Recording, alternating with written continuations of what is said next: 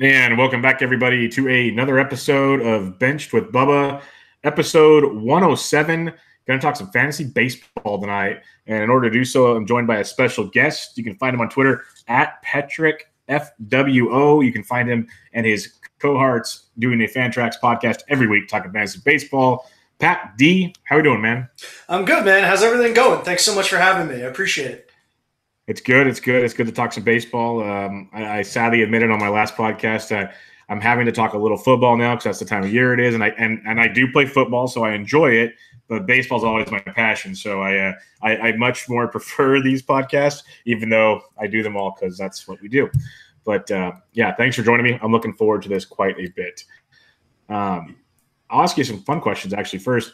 How you liking the podcast game over there at Fantrax? You guys got a lot of cool stuff going on. Yeah. We've got a lot of content going on, and it's not just podcasts.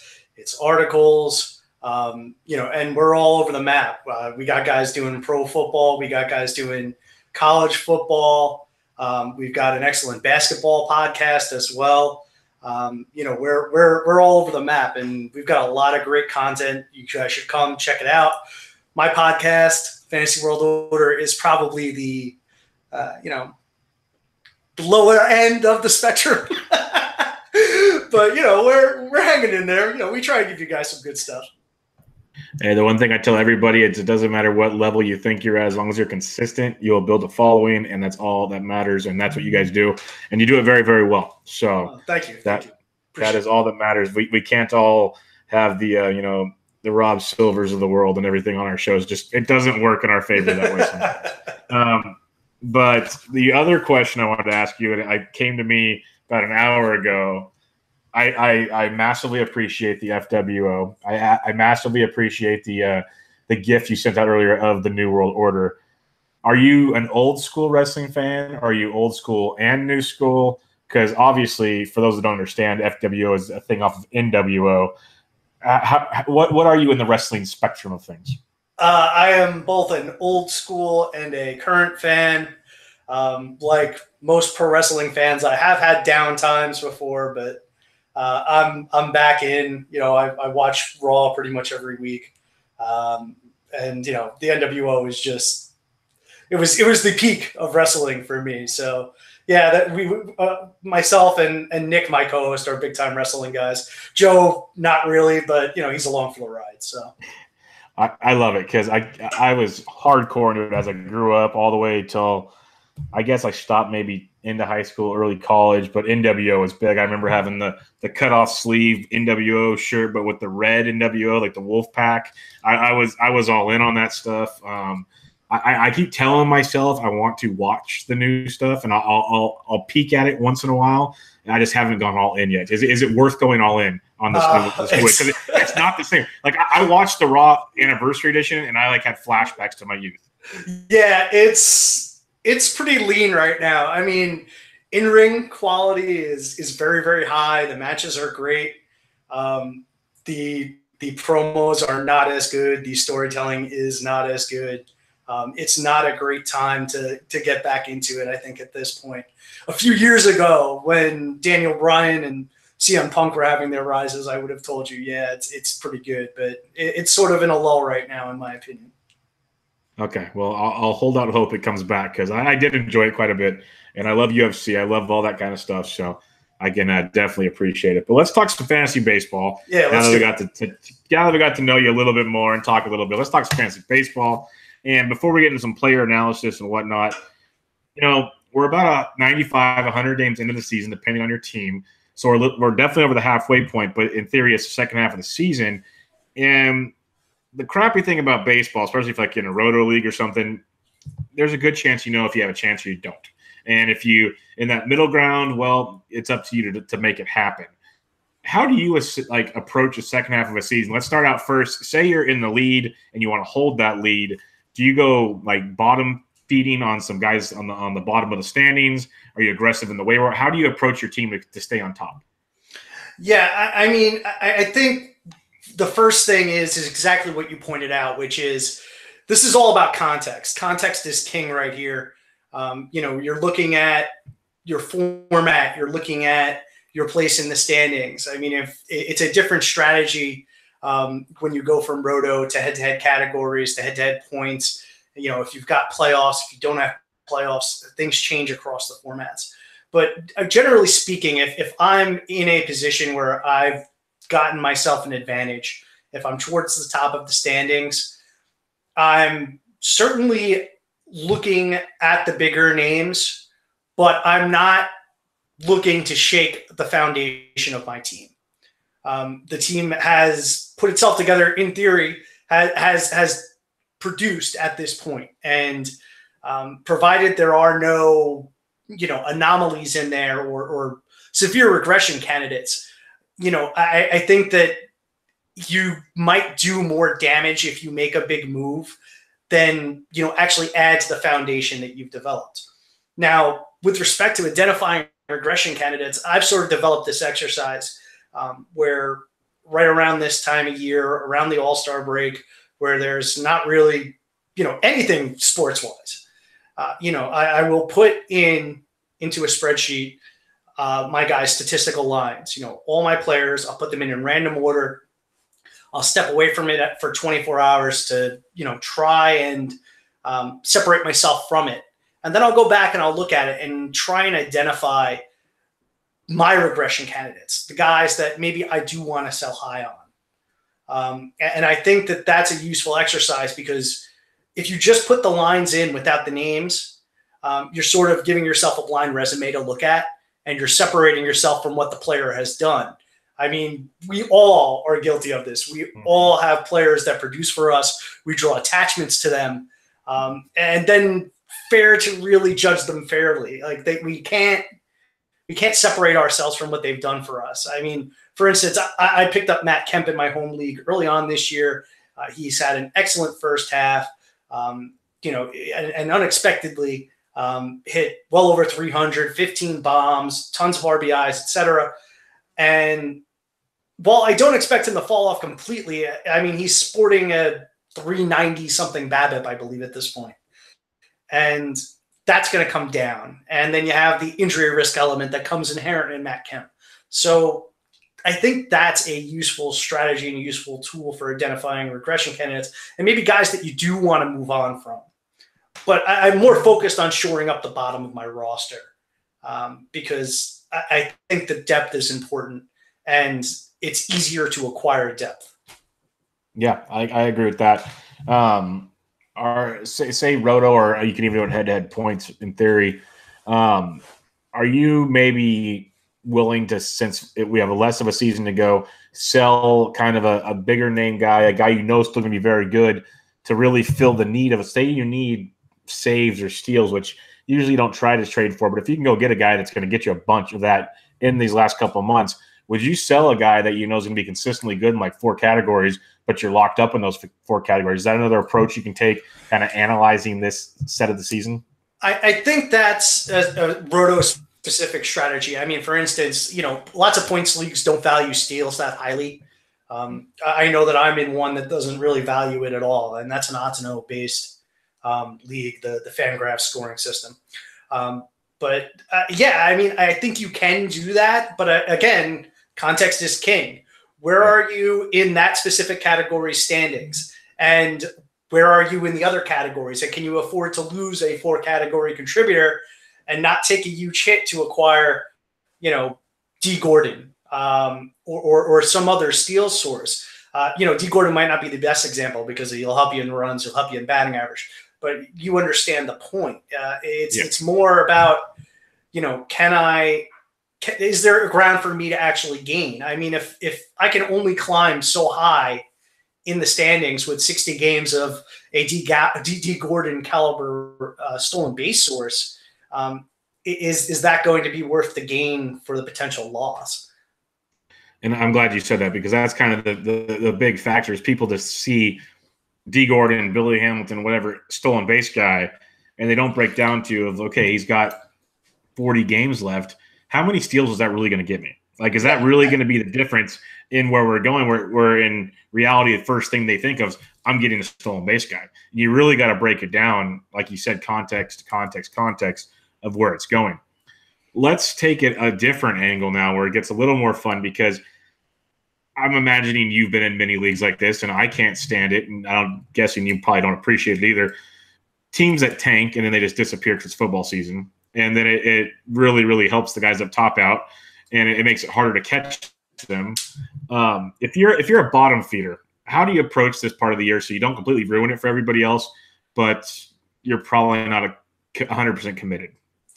Well, there's a couple of different factors here. I mean, number one, I think that most fantasy baseball leagues, if not all of them, should add some sort of a keeper element to them. And I think that's a way to keep everybody interested to at least some extent. Because if you can sell off your big pieces and you have something to gain from it, for instance, if you're nuts about Juan Soto, then you can go out and get Juan Soto for one of your big pieces and then keep him for however long your league allows. I think that's number one, is you've got to find a way to keep everybody engaged. And I mean, this is sacrilege as far as the expert community goes, but my background, my introduction to fantasy baseball and the format that I prefer best is head-to-head cats. So, I don't have as much of an issue with that as the Roto guys do, because you've got 6-8 playoff spots that people are competing for, and that keeps everybody engaged to a greater extent, or at least keeps more teams engaged. Now, of course, yeah, it sucks. You have the best team all year, you have a bad week, and you're done. But, this is America. We believe in playoffs. Yeah. So, that's part of it. And you can offset some of that by, factoring in some transfer of the money from the person that wins the playoffs versus the person that wins the regular season. But I mean, if you're in the bottom, you set realistic goals for yourself. If you're in a league where, 4 spots finish in the money, shoot for 4th. Yep. And that can be an obtainable goal. You have to be realistic about it. You have to, and I think you have to take some chances. You have to go get your Gary Sanchez. You have to go get your Marcelo Zunez. You have to go get Jose Abreu. Guys that haven't lived up to expectations that can get hot and go on a surge right now. Brian Dozier's another one. Go out and try and get those guys and hope that you catch the best 60 games from them. And then that's how you make that sort of meteoric rise up the standings. It won't get you into first or second, but it might get you to a point where you get your money back, depending on how the money breaks down in your league. No, I think that's a great point. There needs to be kind of league by league stipulations, like you said. If it's a head-to-head league, X amount of guys get in, and that does help things quite a bit. I play a lot of Roto, and I've been in leagues where we have first half winners, and then you can reset the stats. Second half winners, the season total still plays. So at least that's good. I like that. If you have a bad first half, it goes back to 0, and you can at least try to get your money back or something in the second half. I think the keeper element's tremendous. I think so many people are going that direction. Some of the best leagues I'm in that I enjoy the most are keepers because, like you said, bad years happen. That's baseball. Even, quote-unquote, the best experts have bad seasons. That's just how it works. But when you have the ability to go and get a Juan Soto, go and get, a Vladdy Jr. or something to help you in the future, you can make those kind of things happen because, you believe in flags fly forever. So you can sell pieces to people that want to win that title, and you can make that work. So I think that's a tremendous point. And I think more leagues should have it. It doesn't have to be a dynasty league by any means, but, 4, 5, 6 keepers changes a lot, changes a ton. Yeah, exactly. And that's a great point because so many times I feel like when you say keeper, people run to dynasty. Yes. And, it doesn't have to be that complex. It can be 4, 5, 6 guys. And those, I think, are the best leagues because then it's not too much for your casual player. As much as we love leagues where competition and we've got a bunch of expert guys, I mean, a lot of times those kind of skilled players aren't just as readily available in your home league. So if you can keep it simple and keep it 4, 5, 6 guys, those casual players don't have to know who's raking at AA and who's the top prospect at AA to compete and to win and to play. And that's what does not turn people off. That'll turn people on. Yeah, it definitely gives the player pool so much depth to it. It's like you're basically what you're saying. Like if you're playing Dynasty after that first year draft, literally, unless they are still in college, everybody's gone. Like you have nobody really, unless some random guy just shows up and turns. He seemed like he was going to be a 4A player. Now he's a stud. It's just random things like that. So, like you said, 4, 5, 6 guys. You might not even keep minor leaguers. You might keep Mike Trout, Bryce Harper, and stuff like that, and it lets other teams have fun. I think it's a great format, and it's definitely something that should be talked about a lot more, and I don't think it is. So that's a really good point. Any final kind of second half strategy approaches people can take before we get into some player talk? The only thing that I would add is just when you're analyzing your roster, regardless of what position you're in, don't necessarily try to win the trade value-wise. Yes. You want to win the trade in a manner that will help your team. Now, I will give you a for instance very quickly. Now, I mentioned Matt Kemp before. I recently traded Matt Kemp in my home league, which is a 6x6 with OPS, your traditional 5 hitting categories, and then the four traditional pitching categories with quality starts in place of wins and K to walk. And this league is pitching crazed. The best starting pitcher available on the free agent wire is Corey Oswalt. So it is, yeah, it's pretty rough out there.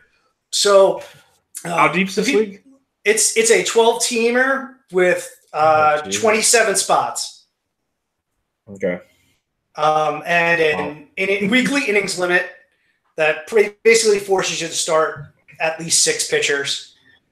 And like I said, it's a league with guys that just stack starting pitchers. Yeah. So I recently lost Garrett Richards. And I said to myself, I need to find a way to supplement this loss. So I identified Kemp as the guy I wanted to move, and I traded him for Carlos Rodon and Will Smith. Now, on its face, with Kemp being a top 50, top 75 type player, a top 20 outfielder, in most circles, you would call that trade a loss. But this goes back to my point about context. You have to look at the league in context and say, all right, well, my drop-off from Matt Kemp to the free agent pool is Jesse Winker. And I'm a big Jesse Winker guy. He's a very good guy to be big on. My drop-off from Garrett Richards to the free agent starting pitcher pool is Corey Oswalt. It's quite the drop-off. Exactly. It's a trade that I have to make. Given my team context, given my league context. And that's really what I think people have to take away from this conversation is, you don't necessarily have to win the trade. You don't necessarily have to, blow the doors off and throw yourself a parade. What you need to do is identify your needs if you have them and try and make the best trade for you, regardless of what it does for the other guy. No, I'm 100% on board with you there.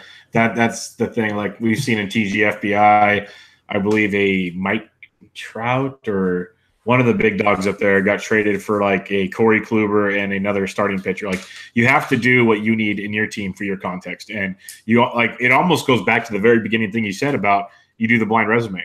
Okay, I got player A who has all these stats that are going to help this team.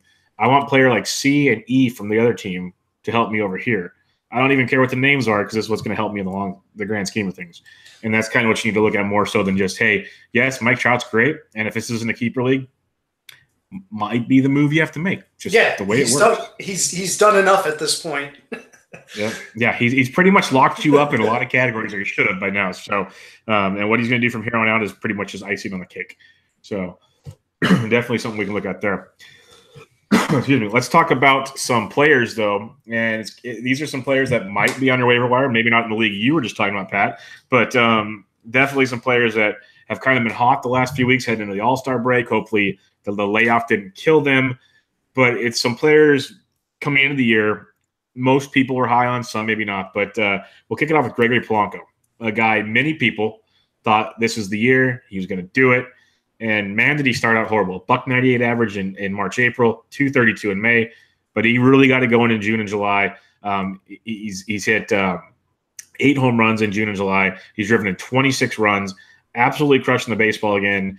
A lot of extra base hits, not running much, but running enough, I would say. 4 steals on the season. So you'd like more from Gregory Polanco, but overall, a stat line of 235 with 16 homers, 49 RBIs, or 51 RBIs, 49 runs scored. He's really got it done in the last, I'd say 6 weeks or so. What's your thoughts on Gregory Polanco going into the second half? Is this a guy you really want to go try to get, or are you worried the slump's coming again? I've always found Polanco interesting, and I've always been a fan. I did own a couple of shares this year. And he has undergone that swing change where the power has now come and materialized. The issue is that the batting average has never really materialized. And I doubt it will, because with the new fly ball approach, the BABIP should stay league average or worse. And that's really what I think is keeping him down now. He's shown improved patience. The K rate isn't prohibitive. I mean, I think it's right around 20%, might be 22, 23% off the top of my head. But, as you mentioned, there's the few steals that he throws in. He's been kind of disappointing there. He was a guy that you were probably looking to for about 15 to 20 steals. He's not going to get there, obviously, with just 4 and about 65 to 70 games left. So, I mean, I kind of look at Polanco and I think this is just a hot streak. Whereas earlier in the year, the fly balls weren't leaving the yard. Now they are. And I don't think that we can say for certain that that's going to continue. If the fly balls aren't leaving the yard, the batting average is going to suffer. And I think right now you got to look at him basically as like a 240-ish, maybe a 250, 25 homer guy that might get up to 10 swipes. Now, depending on league format, that can be a useful player. 5 outfielder leagues, that's useful.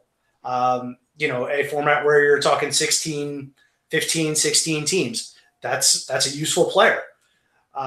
In smaller leagues, 12 teamers, standard 12 teamers, like 20, 23 players rostered, probably not.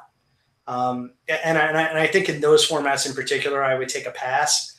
But even in the deeper formats, I don't foresee that this is going to continue. I think that he's a player that's kind of redundant. I mean, across the league, there is the possibility that he does steal some more bases, but there's also the possibility. I mean, this is a guy that comes with a ridiculous injury history. You're talking one of the more injury-prone players, and you're talking about soft tissue injuries too. So and knee problems. So I'm sort of out. Yeah, I get that completely. He's a guy I want to be good. Like, I really want him to be good. But I agree. It's like he started out the year with the power surge early on, still didn't hit for average. Then it all just disappeared, and he got replaced by Austin Meadows for a brief time in the rotation in the outfield. Now he heats up again. They send Austin Meadows down. It really won't take a much of a slump, I think, to have Austin Meadows back up and then making that issue all over again. If anything, I'd say with Gregory Polanco is I think the hype was so big on him coming into the year that he went higher than maybe he should have been in drafts. But like you said, depending on your league size, league format, if he's a guy that falls in drafts next year, so I know this is a second half kind of conversation, but you still got to remember things in context. This could be a guy to remember next season, like when guys are just looking at season total stats when they're drafting, and remember who this guy can be and what he can be. And he does help you later in a draft for a deeper team. So maybe that's the guy to have. If you have him right now, trade him while he's hot, stuff like that. But yeah, I agree. This could be a rough one here. Would you rather have Gregory Polanco or let's go with a couple Reds, Jesse Winker or Scott Schebler?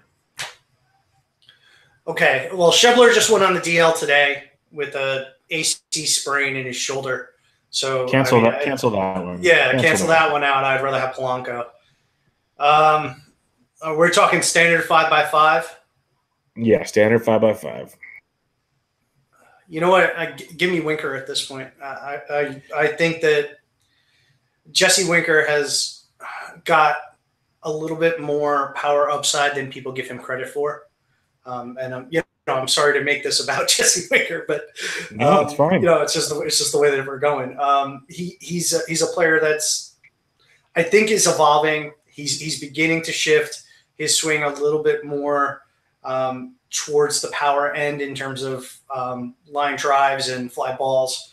And if that develops, he makes such good hard contact. His profile sort of reminds me of the good version of Michael Conforto, because he is an oppo fly ball guy and he is an up the middle fly ball guy. But that park, you can go oppo. And over the course of, I tweeted about it this morning, I think it's 455 major league plate appearances. He's got 14 bombs. So he's on roughly an 18 homer full season pace. If he's an 18 homer guy hitting 290, getting on base at like a 410 clip in a lineup with Joey Votto, Scooter Gennett, and Eugenio Suarez, the steals don't matter, right? And the power isn't great, but the power is enough that he can play. Whereas Polanco is going to hit a few more homers and he's going to steal a handful more bags, but he's going to hit like 230. And the counting numbers, I don't think, will be as good now that Winker is established, right? Mm-hmm. So yes. Winker has kind of put himself in a position now where he should be an everyday player. And Polanco has an equivalent threat, I think, to Winker in terms of his playing time in, as you mentioned, Austin Meadows, which is a point that I completely whiffed on. But it's a great point. All it takes is 2 weeks of, offers for Polanco, which is completely possible given the fly ball profile, and Austin Meadows is back. And suddenly he's missing a game every third day. So, yeah, give me Winker in that scenario. I mean, to me, I don't care about the 3-4 steals he's going to get me the rest of the way. No, I like that a lot. We're going to jump to another outfielder, and I'll come back on the list there. But let's compare him to this guy, and we'll talk about Cameron Maybin here for a second. And this is a guy, he was a late-round target of mine, thinking middle of a Miami order, getting steals, hopefully plays well, gets traded, so on and so forth. Got off to a horrific start to the year, but in the last month or so, he's hitting 280, 2 homers. He's got 5 stolen bases. The reason I wanted him late was for those steals. Again, on the year, not sexy by any means. At the moment, he's hitting 242 with still those 2 homers he's hit in the last month, 8 stolen bases on the year. The hard contact isn't where you'd want it, but things are looking a lot better in the Cameron Maybin profile. Is this a guy you could look at in the second half of the season, or is this a guy on a hot streak as well? Well, I think this is a need-based thing. He's a strict speed guy. He does have a little bit of pop. It was sort of funny. He was a late-round target of mine as well, and I think he had the quietest 10-30 season on record last year. I mean, I remember looking at him and seeing, I think it was 11 homers, 33 steals, and being like, Cameron Maybin did that?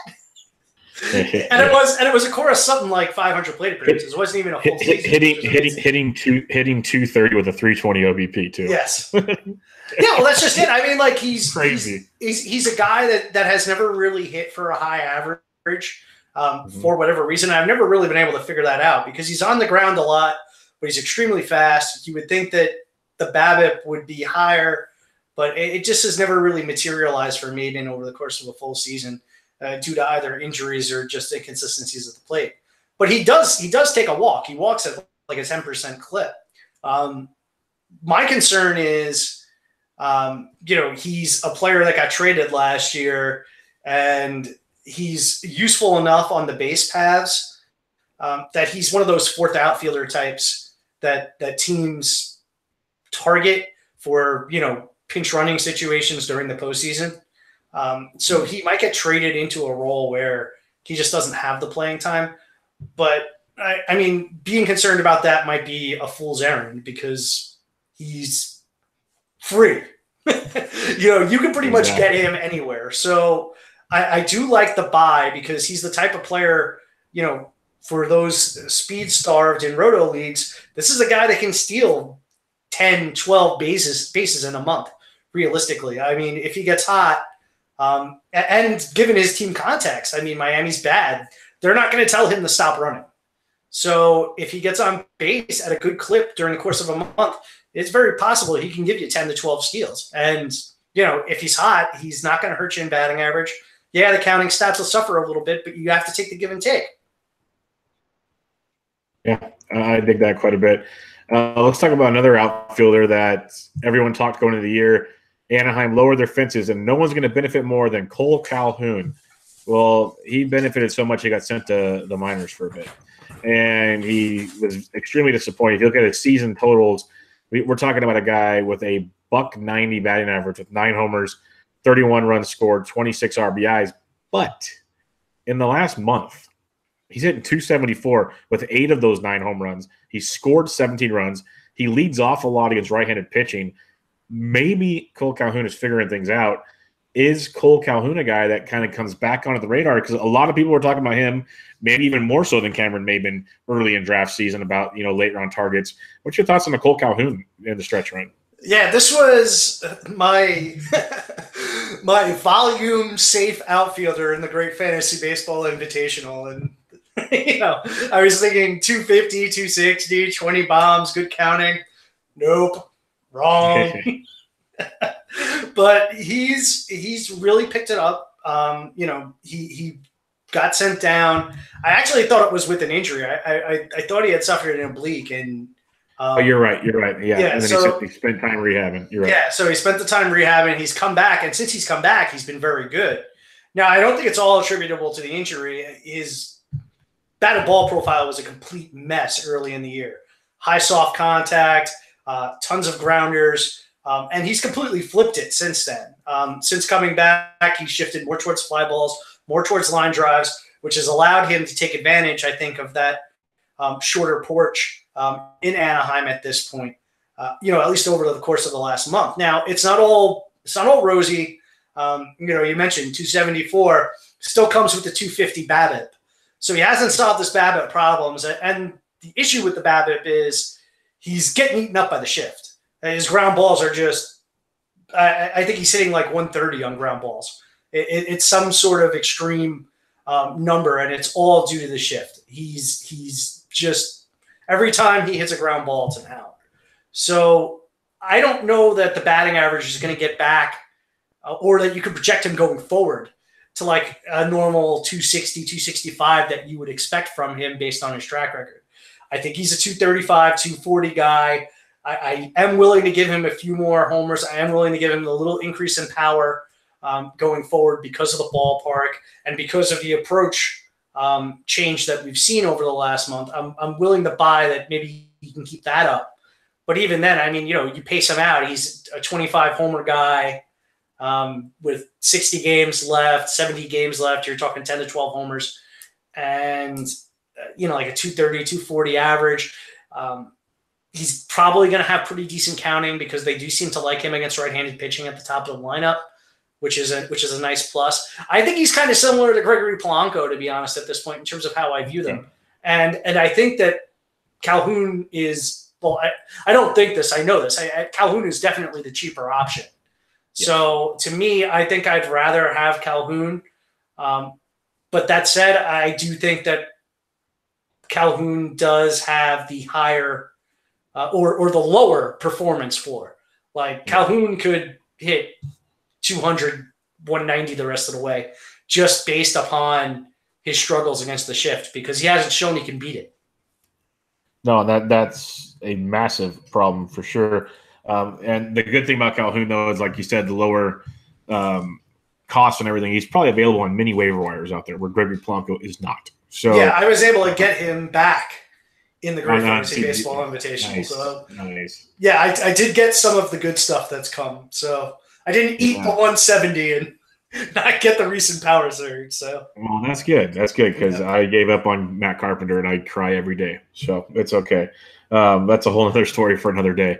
Let's talk Ian Desmond. This guy, king of the 63% ground ball rate for the second straight season, which is just insane when you're hitting in freaking Coors Field. You want to elevate the baseball. But in the last month or so, he has played outstanding. We're talking a guy hitting 307, 4 homers. He's stealing 4 bags, 16 ribbies, 17 run scores, getting it done in the middle of the order. Given caveat, he's played a lot of those 38 days at home. That's a big, big help, obviously. But you still have to like the improvements you've seen on the season. You know, the 235 average, that sucks. But 271 BABIP, lots of ground balls will hurt that. But he's still got 18 homers to go with his 11 stolen bases and 56 RBIs. Are we back? Because there was many that were on the anti-Ian Desmond bandwagon less than a month ago. Are we back on thinking this guy, he can help us pretty much everywhere but batting average the rest of the way? You know, I am one of those people that was on the anti-Ian Desmond bandwagon. And I can't blame you. It's a great bandwagon. It's a party. And, you know, I do like some of the stuff he's done. You know, his hard contact percentage has risen month to month to month to month, and that's a very good sign. But with that kind of ground ball profile, I think the homer to fly ball rate is near 40%. That's not going to stick. I don't care how hard he hits the ball. It's not. I don't care where he places games. It's not going to happen. And Desmond is one of these guys that has a track record of running red hot and then going ice cold. We have a term that we use on my show. It's called Corey Dickerson cold. And Ian Desmond could be the substitute for Corey Dickerson. Oh, that's a good one. So there's a lot of juice here in terms of the power and the speed, and I can understand buying it. I think that he's one of the poster children for that sort of strategy that we laid out where you have to swing for the fences. He's the guy that is going to be all or nothing because that's what he is. There's not going to be any in between. He could hit 275 with, 12, 13 homers the rest of the way with 10 to 12 steals and be an absolute monster. But he could also hit 5 homers the rest of the way with 7 steals and hit 210. And those are probably the 2 most likely outcomes when it comes to Ian Desmond, because there's just not much in the middle when it comes to him. Outside of that circumstance where, I need to hit a home run, I think I'm staying away because I think the price on the category juice is going to be too expensive, especially given the hot streak. If I own him, I'm shopping him because I think I want a little more consistency. And I think given and I want to give you credit because I like the way that you said Coors, because that is the way to say it. It's not Coors. No, it's Coors. Coors. Yeah. So, given that factor and given the work that he's done already in terms of the power and the speed, I just think he's going to be expensive, and I think he's going to be a player people will have interest in acquiring. And I think that I can find a player that is going to give me maybe a little less ceiling, but a little more floor. And that's the type of player I think I want, given what Desmond has already given me.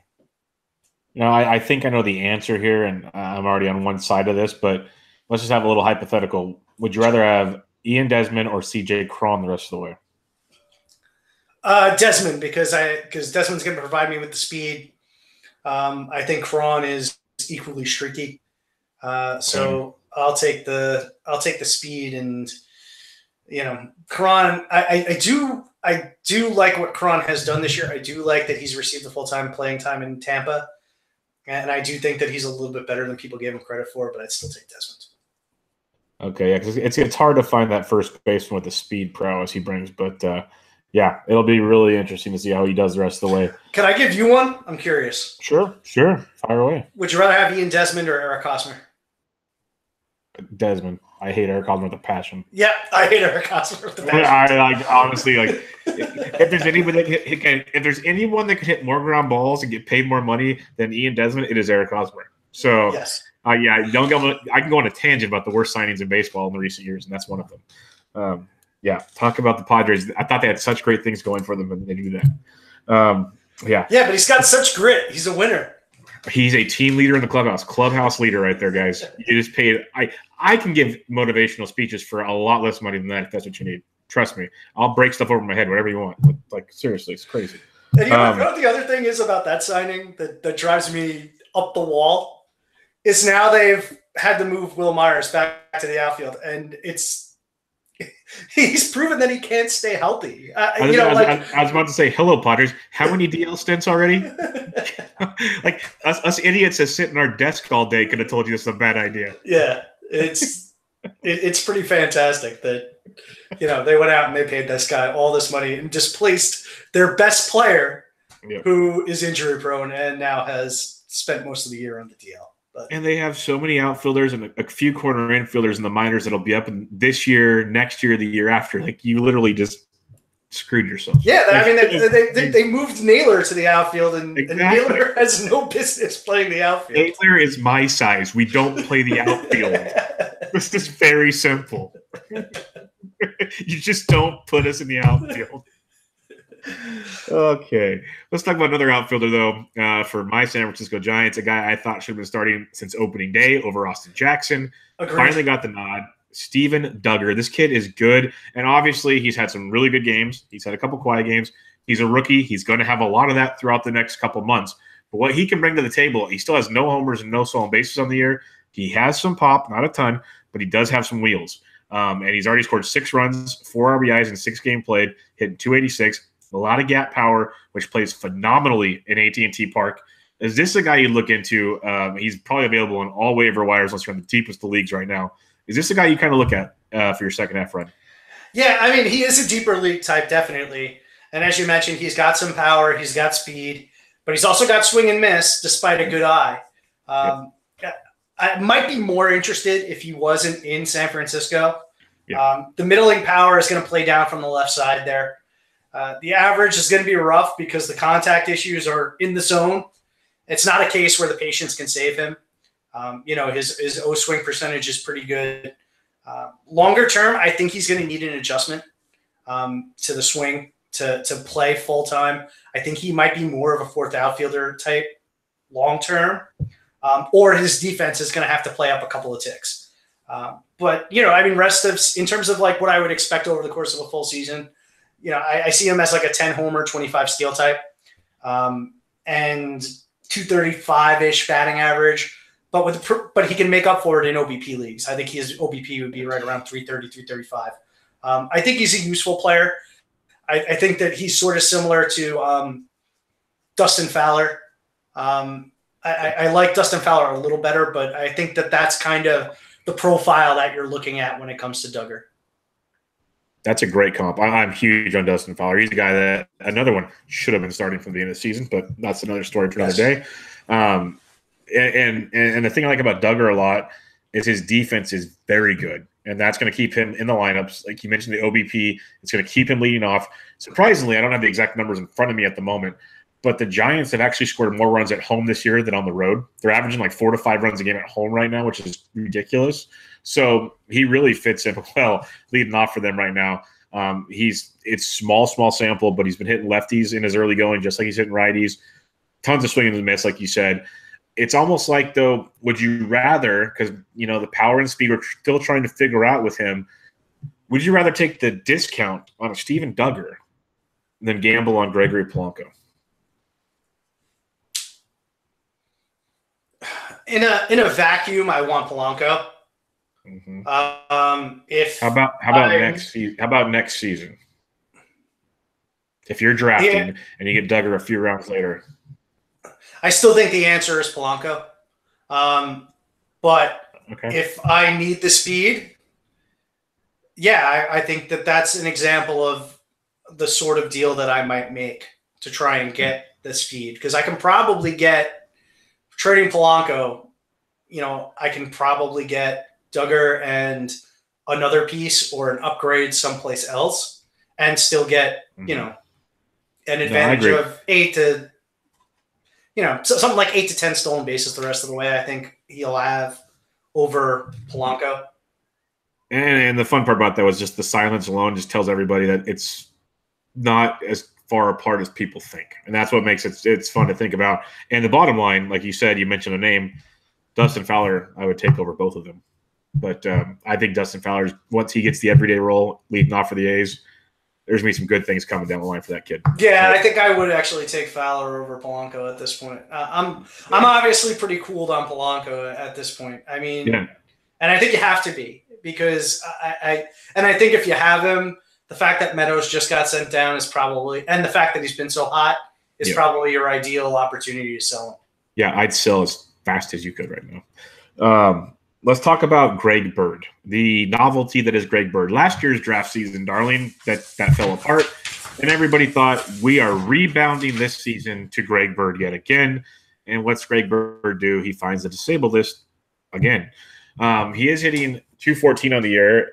The last 30 days or so since he's been back up, he's only hitting 203, but he's hitting with power, and that's what you want from Greg Bird. 5 homers, 16 ribbies.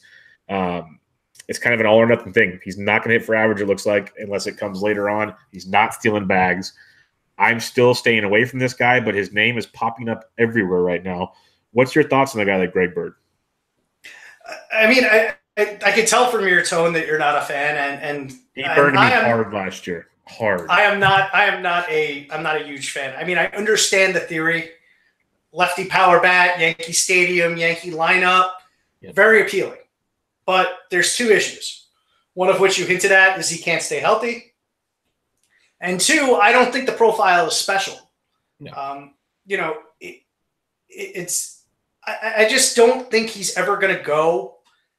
And this is going towards next year. I don't think he's ever going to go at a price where I'm going to end up with him, because I think he's always going to carry that Yankee premium, at least as long as he's on the Yankees.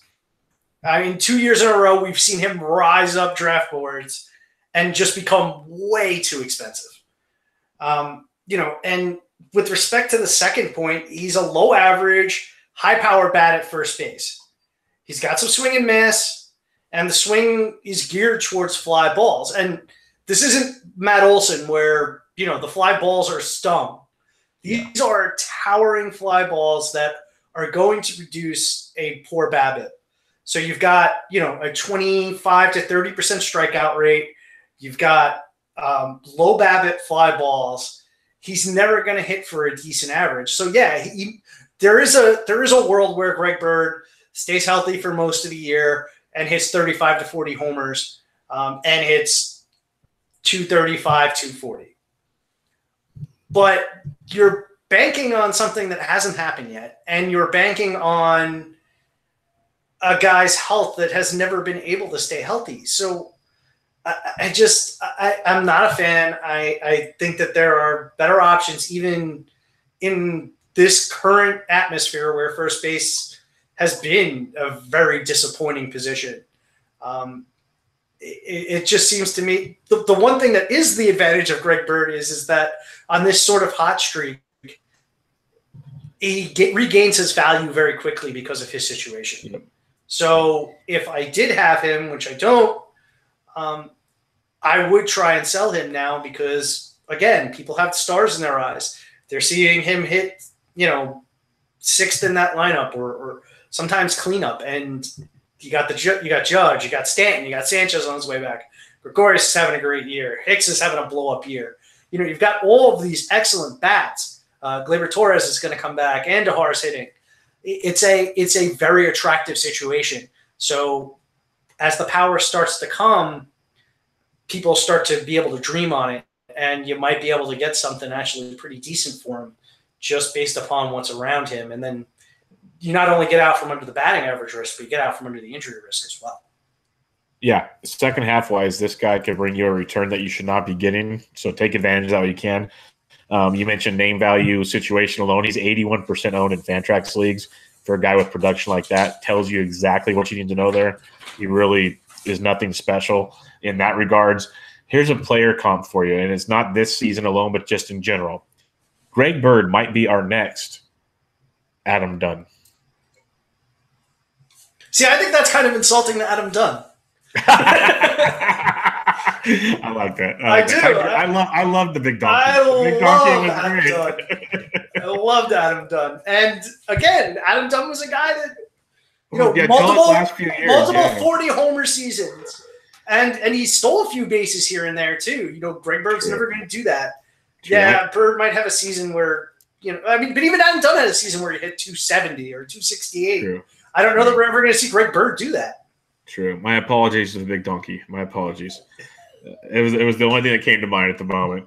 But let's talk about an outfielder for Kansas City Royals, one of our big old juicy juice heads from over the offseason, 80-game suspensions, Jorge Bonifacio.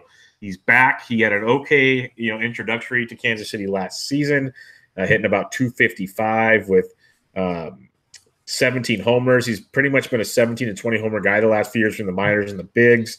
And he's off to a pretty decent start. First few weeks back, hitting 288 with a homer, 8 RBIs. He's not going to be flashy, but he's going to get you every day at bats. He has on his career, he's up to like a 7, 8, 9 stolen base type guy, so he might get you 3 or 4 the rest of the way. But he's got pop to get you 10 to 15 more homers the rest of the way. Do you have any interest in a guy like Jorge Bonifacio? Yeah, it's early, but he looks good. He's hitting the ball hard. It hasn't turned into power output yet, but it's so early that's not really that concerning. He was originally a touted prospect, but he took a while to find it. He came up last year. He was impressive with the homers and a plus BABIP.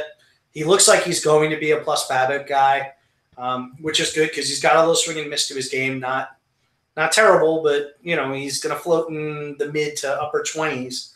So if he can support a BABIP that's plus 300, that's going to be key for his batting average.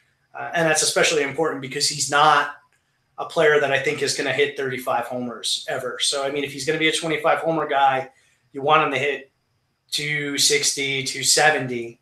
And I think he can do that with, as you mentioned, a few steals. And he might run even a little bit more because, again, and I'm a big believer in this, bad teams tend to run more. So, if he's getting on and Mike Moustakas and they're going to get worse. So Mike Moustakas isn't there anymore. Maybe they move Merrifield. Maybe they move Perez. Doubtful, but maybe they do.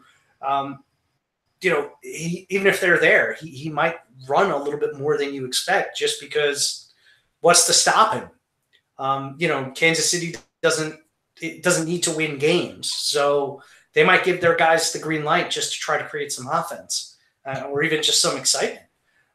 So I think that there is some upside there in the steals in the short term. But, and I think generally when it comes to these players that are on bad teams, it tends to be a resource that sometimes goes untapped. You look at him and you say, he's on Kansas City. Like, he's not going to give me anything. Well, he's going to give you every day at bats because there's no reason why they wouldn't play him. He's going to hit in the middle of the order because he's one of their better bats.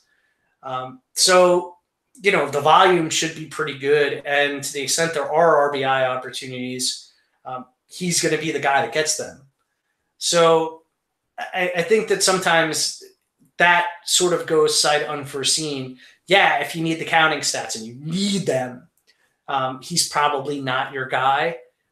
But at the same time, he's going to provide you good volume the rest of the way, and he has some upside. So I don't think he's the worst play in, a deeper format. Bonifacio or Cole Calhoun? Ooh.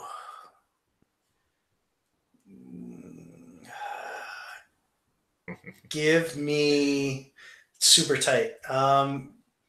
Give me Bonifacio. That's kind of where I'm leaning. I think this kid, like you said, he was once a touted prospect, and we really haven't seen the full scope of this guy. I think there's more to come of him. Maybe it's next season, but I think it might be worth a chance this season. I really do like that. Let's talk a couple pitchers here and a couple relievers that you never know what's going to happen in this realm of things. But I want to bring up Jordan Hicks, who's had a rocky, last month or so, ERA above 7. He's still got a K per 9 going on. We know how electric he's been all season, just striking out the world when he wants to, or he gets wild because he just throws gas and little control. But the big take-home from this is Bud Norris was Matheny's guy. Bud Norris could easily get traded soon. Jordan Hicks actually got a save over the weekend before the All-Star break in a save role, I believe, while Matheny was still there, I think. There's a chance that Hicks takes this rollover.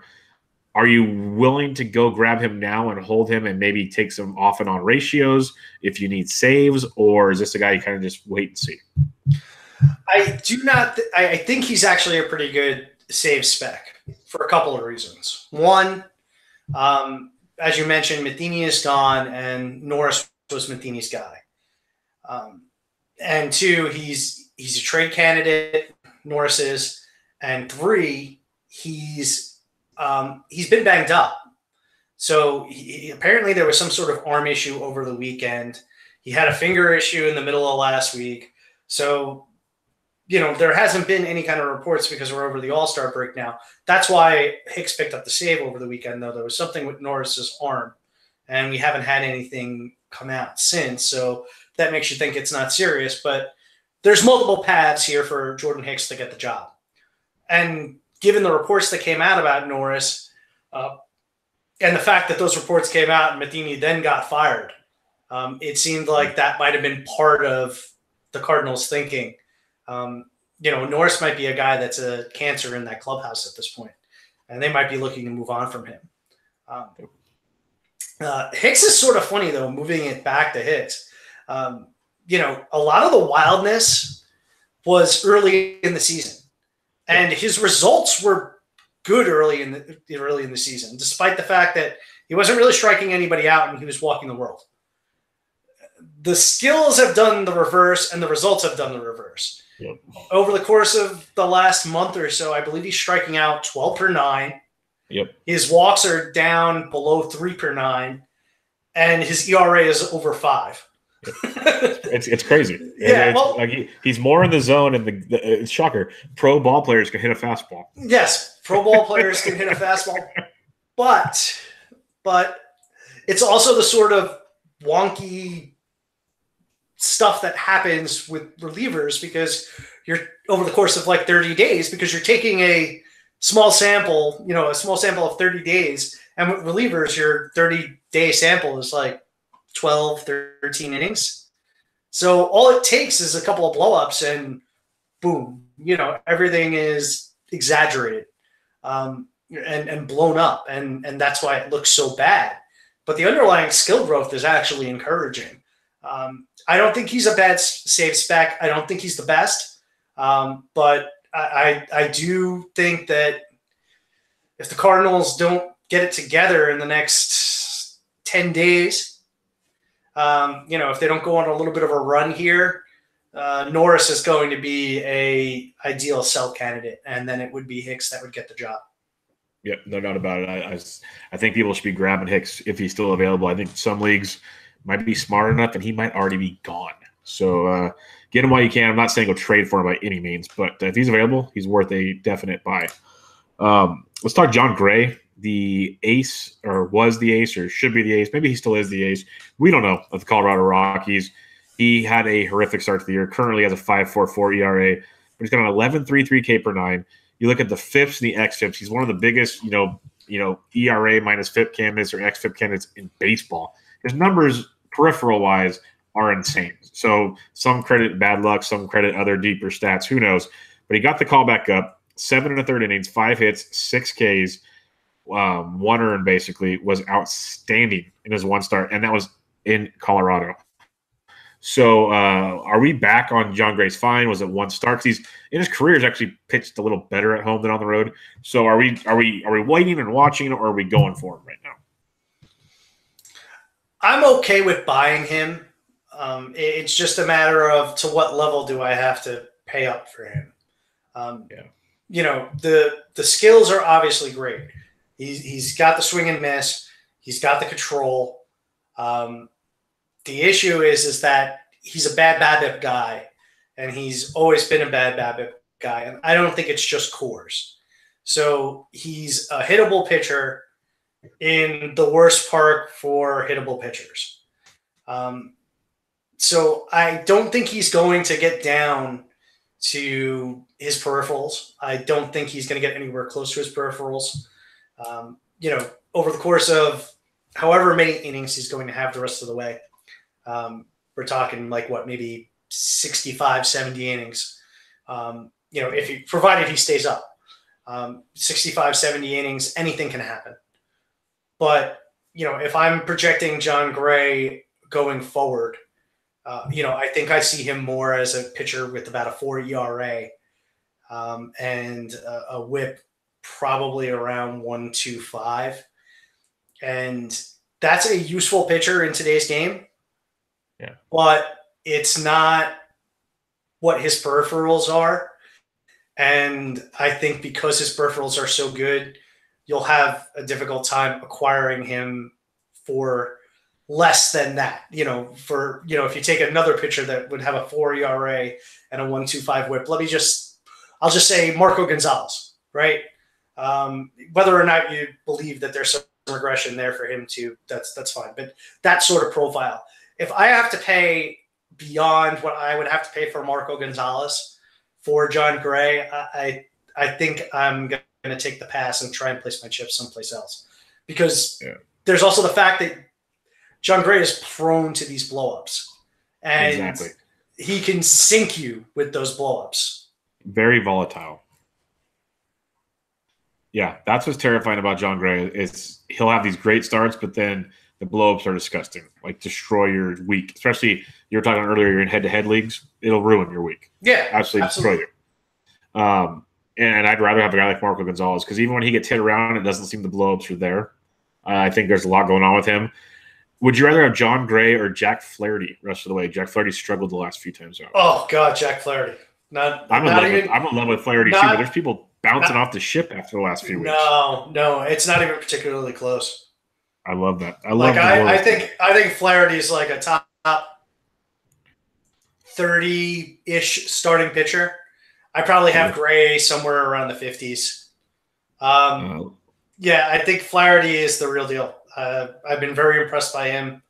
And the other thing is, you might be able to get people that are scared off by Flaherty, thinking he's going to get shut down. He's not. No, he's not. Yeah. His innings total stretched out. Yeah, his innings were like 170 last year.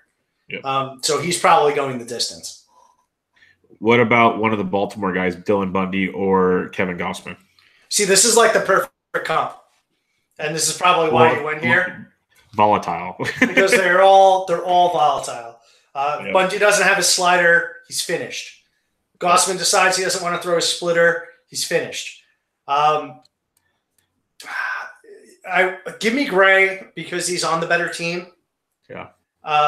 And his road parks are more likely to be favorable given the division. And with Bundy and Gossman, you're looking at Yankee Stadium. You're looking at the Yankees and Red Sox. With Gray, I mean, he doesn't have to face Colorado in Colorado. Not that the Colorado lineup's great, but the Dodgers are going to be intimidating now. But you can probably avoid that matchup. And then other than that, I mean, San Francisco's, like you said, has been sort of an underrated offense and been pretty good, but they're not a matchup that scares you away. Arizona, I don't think scares you away. San Diego is a favorable matchup. And like you said, he's actually pitched pretty well at home during his career. So maybe you don't have to fade him on all the Coors starts. That's a tough one, though. That's a good line. But I do think I have Gray in front of those guys. Now, see, most people would stop at the comment of good line, but I'm going to ask you one more. He's available in a lot of leagues because he was on the DL for a while, but some people love the old version of this pitcher. Some think he's done. Marcus Stroman. Give me Gray for the upside because Stroman also has the blow-up potential. I'm not sold he's completely healthy. And he doesn't have the strikeouts yet. Yeah. All right, let's talk about one more closer, potential closer. He's probably not going to be because Blake Treinen's in the way. And the A's like to do goofy stuff with the trade deadline. I don't think Treinen's one of them, but you never know. But the reason I like to mention this guy because there's a lot of saves hold leagues these days. He still has 3 saves in the last month. I'm talking about Lou Trevino, a 0.5 ERA with 3 saves, 22 Ks, and 17 2/3 innings. But the other thing I want to mention, so he has 13 appearances in the last month. I mentioned the 3 saves. He has 4 wins in that time period. This guy has been very, very good. On the year, he has a .22 ERA, a 10.15 K per 9. The FIPS and the XFIP are a little different, but you kind of expect stuff like that from relievers and whatnot. left on base percentage of around 95%, probably not sustainable. But what he's shown this year has been absolutely electric. They love to go to him in like that 7th, 8th inning kind of Davinsky type, or even I compared him to a Sir Anthony Dominguez the other night, where he might go 8th and 9th inning when Trinan needs a day off. What's your thoughts on a guy like Lou Trevino, who has kind of burst onto the scene and been very, very good? Yeah, I mean, he's sort of come out of nowhere. The results have been there. He's got a 1.22 ERA. Like you mentioned, he's rogued a few saves. He's up to 4. The velocity is plus. He's got the Ks. He's over 10 per 9 with a 50+% ground ball rate. Those are the numbers that I like to see, regardless of starter or reliever. If you're over 10K per 9 and you're sporting that 50% ground ball rate, I'm in. Now, there is some pain coming. 95% left on base percentage. Relievers have kept, that sort of high level left on base percentage over the course of a full season. It might not change, but chances are over a longer sample it will. So you should bet on that. But he's basically become Oakland's setup guy. Oakland is an underrated team. And to your point about Trinan, I don't think they're going to trade him. I think that they might actually try and extend him because their window is opening, and he is an absolutely elite closer at this point. With skills that are somewhat similar to Trevino's, given the ground ball rate and the strikeout rate. I think Trevino is an interesting add for the off chance that the A's get absolutely blown away by somebody trying to get Trinan. So I do think there's a non-zero chance that Trinan gets traded, and much like we talked about with Hicks, for that reason alone, he's worth the spec. But yeah, Trevino can absolutely help in holds leagues. Oakland's going to win games. That lineup is very, very good. I think Matt Olson is a guy that has a major hot streak in him. And I think they're going to add at the trade deadline. I don't think they're going to sell. I think they're going to try and get an arm and make a run at that second wild card. Yeah, I agree, because the Mariners are coming back. The A's are creeping up on that wild card chance, and they're not far off. They're a very, very good ball club, like you said. And I like guys like Trevino, especially second half when saves are tough to you're playing a guessing game when every team has maybe 60 to 70 games left. You don't know how many saves you're actually going to get. But a guy like Trevino can sneak you some wins, and the ratios are phenomenal. And that's something I could really like to help kind of keep your stability on your staff, or maybe help it get even better. So he's definitely a guy, especially in daily move leagues. I love a guy like Lou Trevino. So keep him in mind. One last question on players before we do a little quick fantasy all-star talk. Manny Machado has been traded to the Dodgers, that everybody that doesn't live under a rock knows about by now. Just quick thought. Any players on the Dodgers actually, besides Kiki Hernandez losing playing time, does this actually, hurt or make better than you would think? Because they've all pretty much played pretty well already. I don't see it being that crazy. But you do put an all-star, or some say future, if he continues the way he is, a future Hall of Famer, in the middle of a batting order. So what's your thoughts on that, just real quick?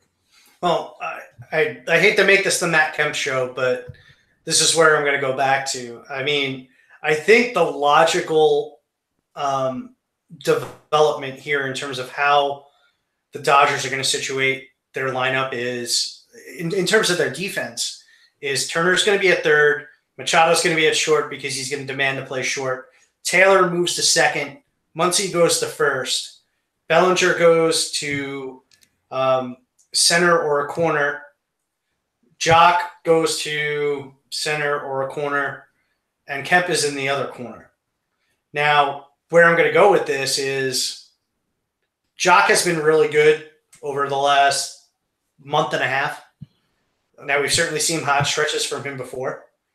But my concern about Kemp is they've given him days off already on a pretty regular basis. When Puig comes back, are they going to put Jock on the bench consistently if he's still hitting?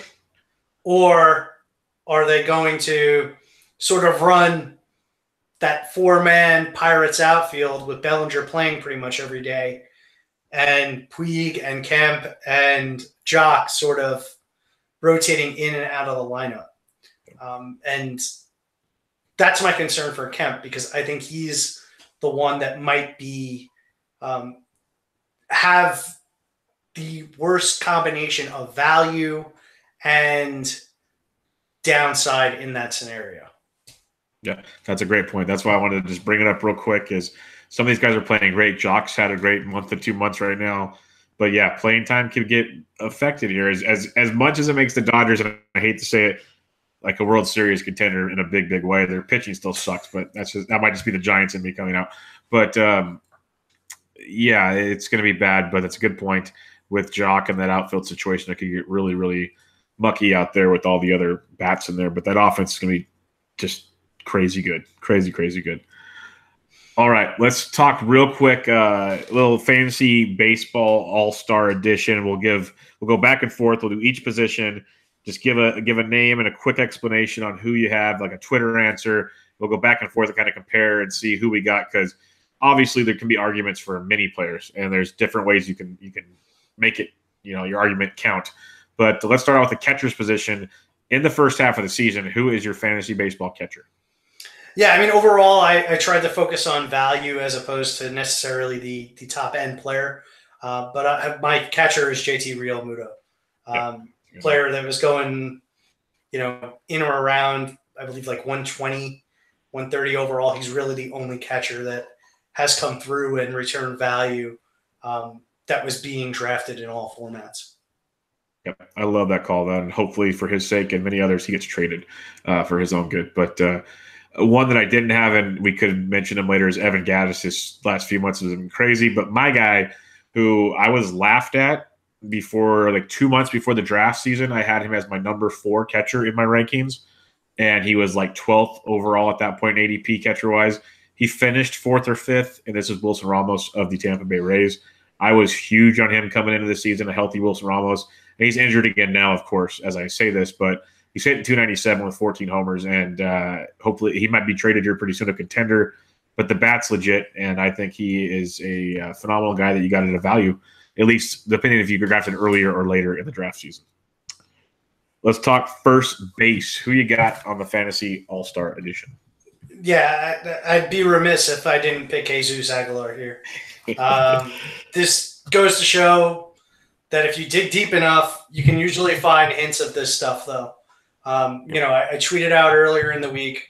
I posted in December. I posted in January that I liked Eric Thames a lot, but Jesus Aguilar was very interesting because if you looked at hard hit fly balls, he was second in Major League Baseball last year, sandwiched between JD Martinez and Paul Goldschmidt. So good company. You could have and that's why you need to do your digging in the offseason, because the second you saw him start to get the playing time, you could have jumped right on it if you had that knowledge, where this guy has the potential to completely go off, and he has. Yep, I am 100% with you. Jesus was my guy. I didn't draft him because of the playing time issue. With the second it was available, I picked him up in a lot of locations, and I got him cheap because people were still kind of hesitant at the early going there, and now they're probably not happy. For once, it worked in my favor. Let's just put it that way. It doesn't always work out that way, but this one did. And, you can't not say him. He's a legit MVP candidate right now, and he wasn't drafted in majority of leagues you're in. Let's talk second base, where there is a lot of options here. Who you got? Yeah, I took Scooter Gennett. Pre-draft price over pick 200.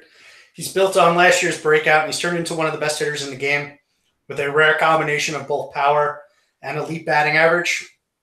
To me, this is Daniel Murphy 2.0 in a better ballpark. And he's one of the biggest values. I love Scooter, and you got him at a tremendous value. Like you said, that's a great call. Jose Ramirez is the chalk, and he's already has 29 homers and 20 steals and 70 ribbies and 68 run scores. That is insane. But I went with the value angle as well. I didn't want to not mention him, but Javi Baez, he could be second base or shortstop, depends on where you have him. This is my shortstop. Okay, and that's fine. That's why I said it could be either or. And I went here, hitting 292 with 19 homers, 18 steals. I talked about him on my other baseball show I do. I take the L on Javi Baez. I thought there was no chance in hell this guy would be what he is now. And a lot of it had to do with I didn't think he'd run. the fact he's running, and then I knew he had power, but not this kind of power. What he's doing this year is insane, and I tip my cap, and I apologize. I was completely wrong on this guy. He is great to watch when it comes to baseball in general. It's not a fantasy angle to it, but when it comes to fantasy baseball, he is as legit as it goes. He hits all through the order. He's like a Joe Madden's best toy. It depends on the day where he hits, but he runs. He plays great defense, which will always keep him in the lineup. That's why he's eligible and all over the diamond. Javi Baez, you were getting him late, middle infield type options, not even second or shortstop, late in your drafts. So, yeah, that's my guy. So your start stop's Javi Baez. What do you got on him? Yeah, I'm going to take my medicine too, but I will say this. Going forward, I'm not fully sold. Oh, I would sell him in a heartbeat. Yeah, I mean, because he's got a chase rate that is at a league-leading level. And I just could see him going the way of, the Jonathan Scopes of the world, where the strikeouts come, the contact suffers, and the BABIP doesn't save him. Now, did I probably underestimate him coming into the year? Definitely. But I would absolutely consider selling him at this point, because with those sort of contact skills, the floor is very, very low. And it might not come in the second half this year, but specifically in Dynasty and Keeper Leagues, I think this is your best shot this offseason to sell this guy for a mint and avoid that disaster scenario, because I think if he doesn't change, it's going to come. Yeah, and even if he continues to do great going forward, even in dynasties, the return you'll get for him now could still be that much better. So it's just one of those type deals. My shortstop is another guy I didn't want anything to do with, but he's proven me wrong, and he's done most of it in Coors Field. But Trevor Story, 20 homers, 12 stolen bases, and he's hitting 292, and that might be the most surprising part to me at all. I thought he would never be a batting average guy, and it could be a fluky mess. BABIP is pretty helpful for him right now. And again, most of his power has come at home, but the steals is legit, and he's flashing the leather up the middle, which will keep him on the diamond. It'll keep Brendan Rodgers at bay for a little bit longer. So Trevor Story's my shortstop so far, which is pretty surprised by what he's put out there. Who do you got at third base? Eugenio Suarez. He's gotten better year after year. This year, he's taken a wholesale leap forward with skills that match the production. I saw a tweet earlier today, and I forget who it was, so forgive me, whoever you are, but it was that, it was C. Trent Rosenkratz from The Athletic, that Eugenio Suarez over the last, season and a half is actually the exact equal to Manny Machado in terms of triple slash and age. He's third in Major League Baseball in RBI, despite missing 2.5 weeks with a broken thumb. He's in the lineup with Votto and Jeanette. Run production aplenty, and he was as cheap as could be on draft day. Yeah, I love that call quite a bit. If I wasn't looking at value, I'd go Alex Bregman here, but I'm going to go value-wise.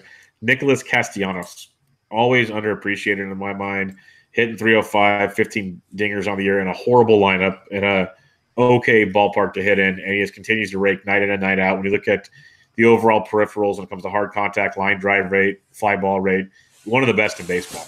And he did it all last year, and he's done it again this year. So Nick Castellanos will be my third baseman. Who are your three outfielders you're looking at? All right. First, I went with Max Muncy. I'm sure you were wondering where he was going to show up, but given the eligibility, this is just where he fell. The power has been amazing. He's got an elite approach in terms of his plate discipline. I'm a big buyer. I own him in multiple spots, and I've benefited from him. Second, Nick Markakis. I think this one is one that everyone sort of summarily dismissed, but you got to give the devil his due. He's maintained an elite batting average. He's brought the power up to a usable level, and in that lineup, the run production has been great and may get even better if they decide to be buyers at the deadline. So while I don't think he's going to be this good in the second half, I think you certainly have to give him the credit. And then third, I've got Mitch Haniger, everyone's favorite sleeper a year later. Mitch has been outstanding, showing pop, a little bit of speed, respectable batting average. and driving in runs at an impressive clip. He's got 67 on the year. I really believe in him. I do not think he's going to slow down. I do not think this is Nick Markakis or Javi Baez. I think legitimately he's a 270, 275 hitter with 30 homer pop, 10 steal ability, and provided health. I think the profile is sustainable. Yep, I agree. I have Mitch Haniger, and I agree with everything you said there. Same with Nick Markakis. I have those two for sure. And then my third one is Eddie Rosario, a guy that kept getting overlooked over and over again. The power is legit, folks. Like, he did it last year in the second half of the season, and he started out again, another 19 homers already, hitting 311. So the average is there, the power is there, driving in runs. He's even got 6 steals. So, he's like a 30 to 35 homer guy with 10-plus steal ability year in and year out. And people keep forgetting that Target Field, once it stops snowing in the springtime, it's actually a pretty decent hitter's ballpark. So Eddie Rosario would be my third outfielder with Markakis and Haniger. And then I have Muncy as my util. So who's your util? Jose Ramirez. I felt like I had to throw one in there. That's what I said earlier. You got to throw him in there. Yeah. Yeah, I was a guy that didn't think that the power was going to replicate at the level that it did last year, and he's already there. So dead wrong. He's been amazing. He's been amazing. He's been absolutely outstanding. And I'll admit, I thought he was going too high in drafts after 1 year, and he'll go even higher next year. And I think I'll have to buy from now on. Who are your starting pitchers? The 3 starting pitchers. Okay, Trevor Bauer first. I said it recently on the FWO pod, and I know I'm not the only one. I always thought there was more to Bauer, even when he was putting up perennial 4.5 ERA seasons. He started to put it together last year. He took a leap forward again this year. I think we're witnessing the birth of a new ace, caliber pitcher. I think that there's no doubt about it at this point. The skills are excellent, and he's got knock on wood, a rubber arm. So I think he's going to be very good going forward. Second, Patrick Corbin, and I almost wanted to name him twice because he's a pitcher that was very affordable, was excellent through the months of April, and I think about halfway through May. Then he saw his velocity decrease, and this is why I sort of wanted to name him twice, because he's still been excellent since the velocity has gone down, and there was a lot of panic in the industry about Patrick Corbin. The swing and miss has maintained, and I expect it to continue going forward, provided health. And I think at this point, you just got to shrug your shoulders about the velocity and just take the good results with, as they are, rather than try and explain them away. And then third, I have Ross Stripling, who, of course, is the complete out of nowhere candidate. Great strikeout rate, great control. The homers have started to come back a little bit, and I think those will always be an issue. But I think the control is so good that the whip that the base runners won't be there for the homers to hurt him, and he will post a pretty elite whip as well. I view him sort of as like a top 30-ish starting pitcher going forward. Yeah, there's some great calls. I'm a big Trevor Bauer guy, so I like that one quite a bit. I did take one chalk here as my first one, is Max Scherzer. He continues to. I had him as my number one over Kershaw and Kluber and the rest, and he's been just so damn good this year. So there's not much yet to say about Max Scherzer that people don't already know. He's that good.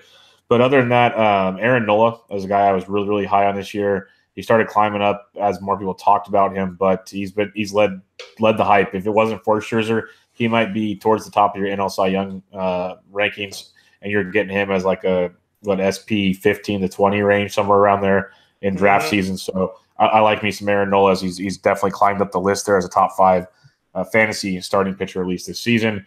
And my third one, and he got snubbed but got in thanks to an injury, is Mr. Blake Snell. He's been absolutely outstanding. People last year were giving up hope on him, and he did some things in the minors, and he looked good in his last month or two, and he has carried that over this year. The walks are just dropping dramatically. The Ks are there. He has been outstanding. He's looked every bit the prospect he once was, and the pedigree is finally shining through. So those are the 3 guys I have, but when it comes to starting pitchers, you can go for days on options there. Give me a relief pitcher. Yeah, it's going to be a guy we've already touched on, Blake Treinen. I think that he's the one that has really risen up this year. to an elite level. I liked him a lot. I've got a lot of shares of him. He's got that outstanding ground ball rate. The command, I think, has taken a step forward this year. And he's Mr. Pitching GIF. I mean, every single time you're on Twitter, there's a GIF of that sinker or that slider. He is fantastic to watch, and I think that he is going to be elite going forward. Yeah, I agree with everything you said there. He's my guy as well. Last year I got lucky. I said Colomé was my late round closer to target, and he paid off. I wanted nothing to do with him this year, and it worked out. And Trinan was my guy this year. Knock on wood, so far so good. And it's stuff is just filthy. I remember it was last Friday night. The Giants were playing the A's lately, and I'm watching the ninth inning in bed, and my wife's reading, and I'm like, "Oh, the game's over," and she wonders why. I said, "This guy's filthy." Well, just watch him pitch, and I'm like pointing out, I'm okay, fastball here. He's going to throw the slider here, and she's like, "What do you mean?" I'll just watch, and she's like, "Well, he swung at that like he didn't know what he was doing." I'm like, "That's how filthy he is." Yes. Like, this is what I'm like it's coming, and you're not going to hit it. That's just how it's like. It's like the old it's like Bull Durham. He hit that like you knew it was coming. Well, I told him what you're going to throw, meat. You can tell them what Trinan is throwing, and it will not matter 1 second. So. Yeah, it's like a wiffle ball. It's filthy, absolutely filthy. The only thing, and I hate saying this because it's like the jinx. He throws that nasty stuff so much. Please, no one ever hurt his elbow. Please, that's all I ask for. It's like the scary thing. Yeah, it's like, but you just in the world we live in these days. I'm just waiting for that next breaking news. So and so's got one. It's like, God. Yeah, I know. But that's the only terrifying thing because we see more and more guys throwing the off-speed pitches these days, and they're with great success. So it's going to continue to happen. And I talked to Doug Thorburn a couple episodes back, and big pitching guru, and he mentioned there's the proper way and the non-proper way to throw it that will not damage your elbow. Obviously, not all the guys are doing that. Well, and didn't Doug also mention that the velocity has a lot to do with it? Yes. Yeah. There's they teach you when you're a kid, throw it like you're doing a handshake, but then you can also, it involves your shoulder and all kinds of other aspects about it. And then how fast you throw it. Because if you're letting up, it might actually hurt you more because it's, your body's not doing its full. There's a whole, he's way better at saying it than I am, as you can Yes. He's got the whole thing. And I remember I was just sitting there just like, wow. Well, you can tell I listened to the episode because that was what I took from it, that the velocity is the issue. Yeah, no. That's all I got. Yeah, he's got so much going on there. But, Pat, this was awesome, man. I could sit here and talk to you for hours when it comes to baseball. Any final thoughts or what do you got coming up for Fantrax with when's your next podcast? Well, we just put one out. The two guys I record with, Nick and Joe, put one out yesterday. It was a very entertaining listen. I highly recommend you check it out. And, we usually record Tuesdays or Wednesday nights, and then we're usually up on Wednesday or Thursday. So, come check us out. Fun show just like this, sitting back, talking baseball for about 2 hours every week. Hopefully you guys will come check us out. Yeah, go check them out and go check out everything Fantrax is doing. Like you said earlier, a lot of the guys from Fantrax have been on the show already. They have a phenomenal thing going over there, not just baseball. They're getting you ready for football already and still keeping it going in baseball. So tons going on over there at fantrax.com, Fantrax HQ, all that good stuff they have going on. But Pat, thanks for joining me, man. Check him out on Twitter at PatrickFWO. Yeah, thanks so much for having me again. Thanks. Everybody, this was Bench with Bubba, episode 107. Catch you guys next time.